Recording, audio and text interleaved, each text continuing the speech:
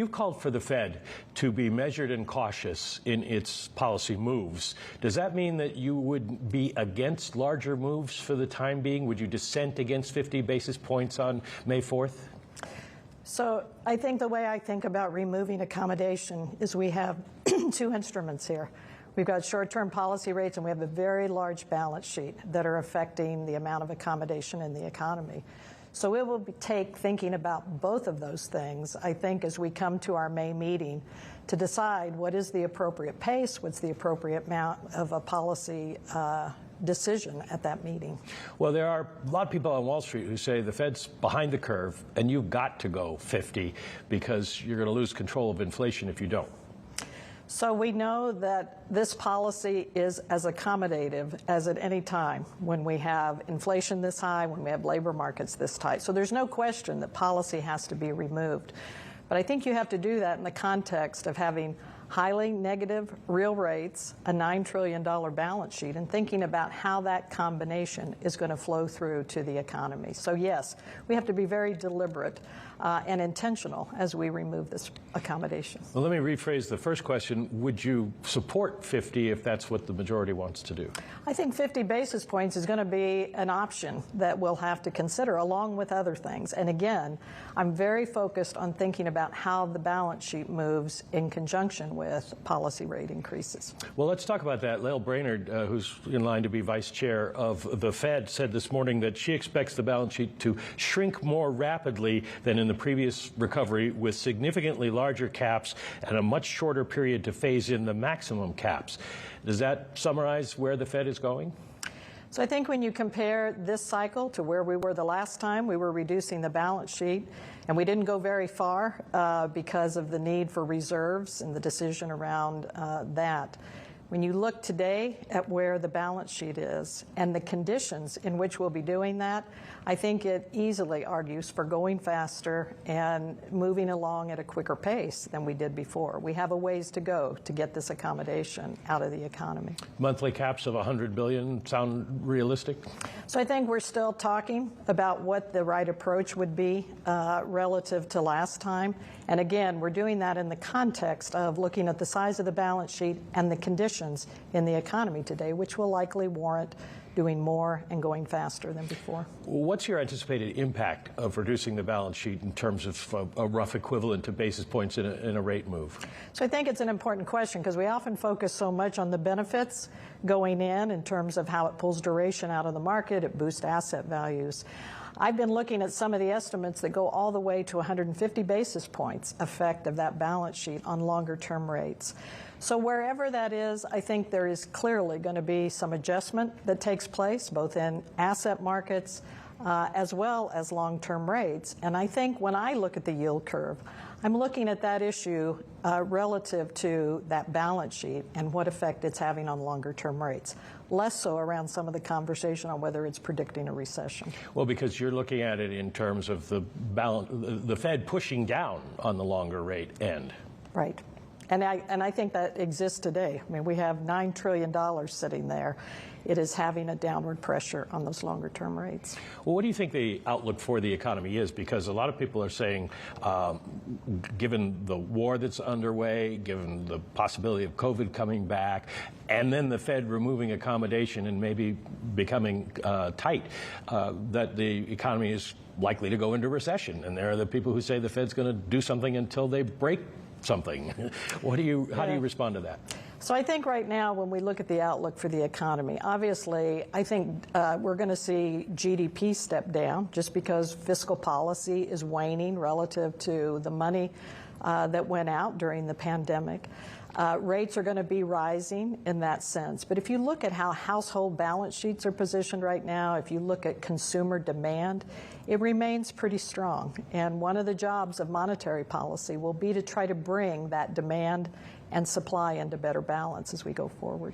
Well, to get demand down, you raise interest rates, and then demand falls, production falls, and unemployment rises.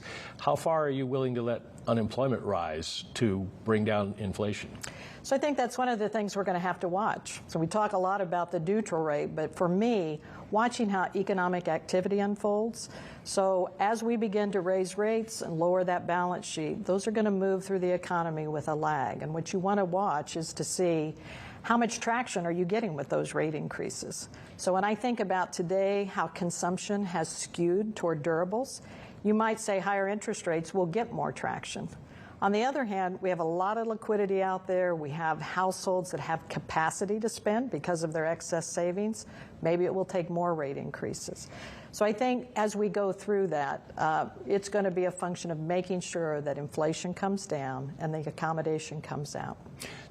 Lael Brainerd said today that she expects the combination of rate moves and the balance sheet would take you to neutral by the end of the year. Do you get that high by the end of the year, do you think?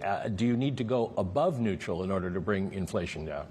So I think if you just look at where we are today, you might say we'll have to go above neutral to bring inflation down.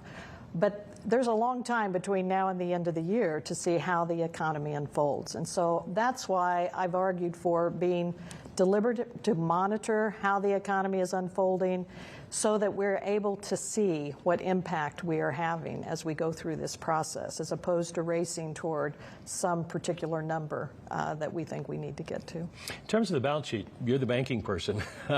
Does the supplementary leverage ratio have to change in order to make that work so that banks can take on more on their balance sheets? Well, I wouldn't argue for that because the supplemental leverage ratio is designed to be a strengthening factor that positions these very large global institutions to withstand shocks. That was the design of this. We went through a period in 2008 and 2009 where the economy suffered because we didn't have the kind of capital strength. So I would not argue for a reduction in the supplemental leverage ratio. All right, let's talk a little bit about your district and what CEOs are telling you. The story has been so far we can't find workers, we have to pay up, and we have pricing power. Are they telling you any of that is starting to change? So we're still hearing that. We heard it as recently as our March board meeting and in some of the advisory councils we have.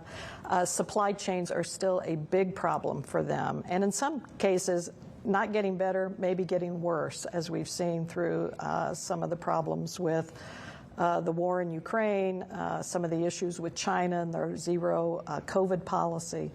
So that continues to be a pain point. They still are able to pass along their cost at this point. So I haven't seen a lot of improvement yet in that. They are adjusting, though, and I think that's an important thing to think about. Firms figure out how to adjust to the circumstances they're in. So they're deploying more technology. They're finding more innovative ways to meet the demand that they have today. Well, one thing the Fed wants to do is break a cycle of ongoing price increases. Are CEOs telling you that they think they're going to continue to raise prices? Are you going to have to do some work there? So I think right now they see the ability to pass on those prices. I think longer term they are looking to see some of the same factors that I've mentioned, whether those supply chains eventually ease up, whether demand comes down in a way that allows those supply disruptions to work their way through. So I think we're watching carefully because we know from looking at consumer sentiment right now, people hate high inflation. And that has its own effects on the economies. Today, I'm told, is your 40th anniversary at the Federal Reserve, which meant you come in when Paul Volcker was there. And I'm wondering how you would compare that period to today in terms of the uncertainty about monetary policy and how the economy is developing and the pressure the Fed is under. Yeah. So remarkably, when I started at the Kansas City Fed 40 years ago, we had very similar inflation rates. Of course, they were coming off a long period of inflation expectations being high and problems with wage price spirals in that sense. Today, I view as different in this sense, only that we've had a different kind of shock. It's been a year.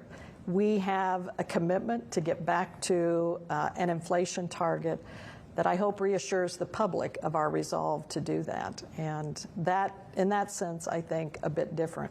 The pain that you feel today around high inflation, not much different. What about the pain Fed officials feel about trying to deal with it?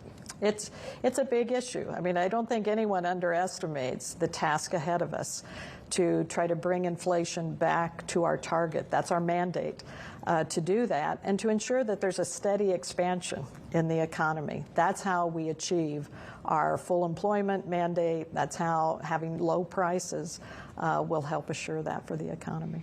Okay, last question I have to ask you is, do you have a message for Tom Barkin today, the Richmond Fed Bank president whose district includes the University of North Carolina? Well, it was a great game. I'm glad it turned the way it did. It was a great comeback here, and congratulations to both teams for how hard they played.